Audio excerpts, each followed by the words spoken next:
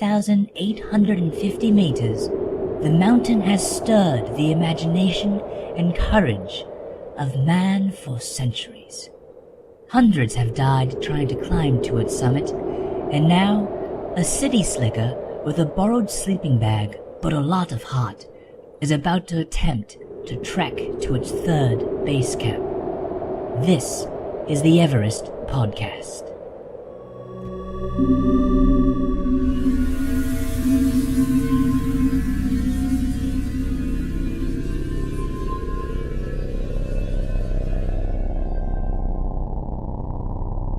This is episode 5 of the Everest Podcast. My name is Erick, and I am your host for this podcast. Thanks for joining us, and we're now well into this podcast series. But for those of you who have been listening along with me, as you know, things are not looking very rosy for this trip or for me right now. The quick update, my trip to Everest, which was fully booked as of 2-3 weeks ago, is now almost out the window completely.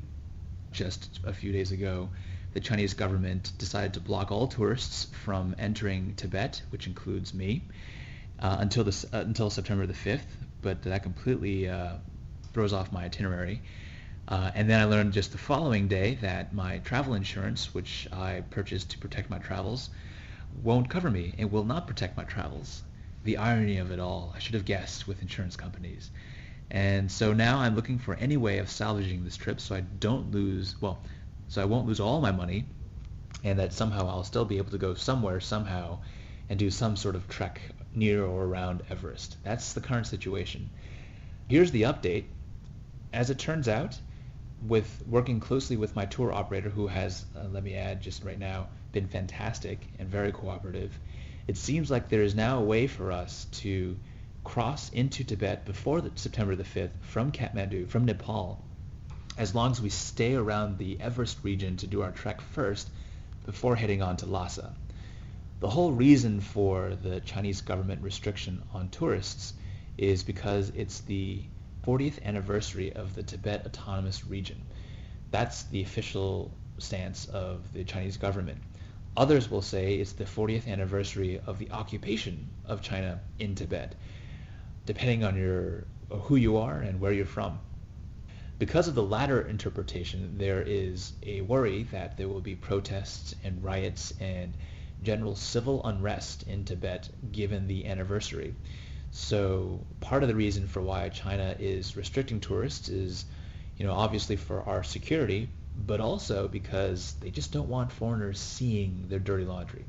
They don't want foreigners seeing riots and protests and civil unrest in a time of what should be celebration, at least for the Chinese government.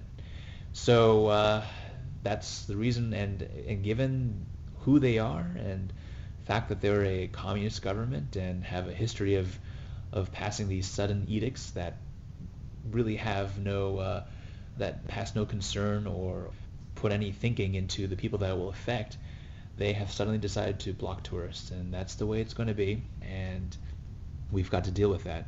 But that's the reason why that we're not allowed in.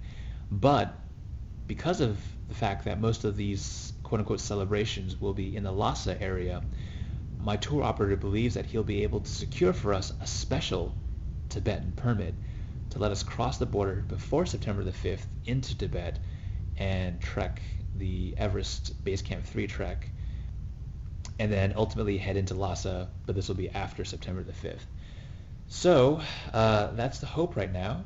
What this means for me, though, unfortunately, is that I will have to completely rebook my flights. I actually used air miles to book my original itinerary into Lhasa, and as it turns out, there is no way for me to change that itinerary or get my miles back, so that's lost.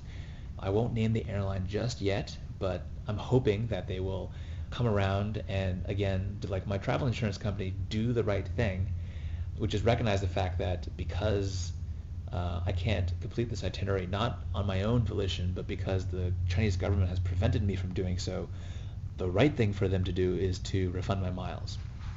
But we'll see about that. As you can see, I've got many little battles to wage on many different fronts, but ultimately I aim to win this overall war. So what this means for me is I'm going to most likely have to drop an additional amount of cash. We'll see how much that is.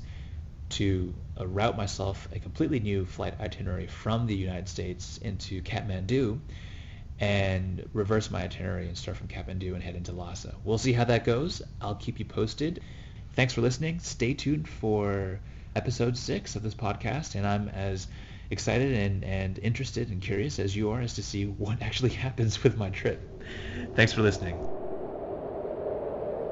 For more information on Erick's Everest trek, as well as photos from his trip, please visit his website at www.everestpodcast.com.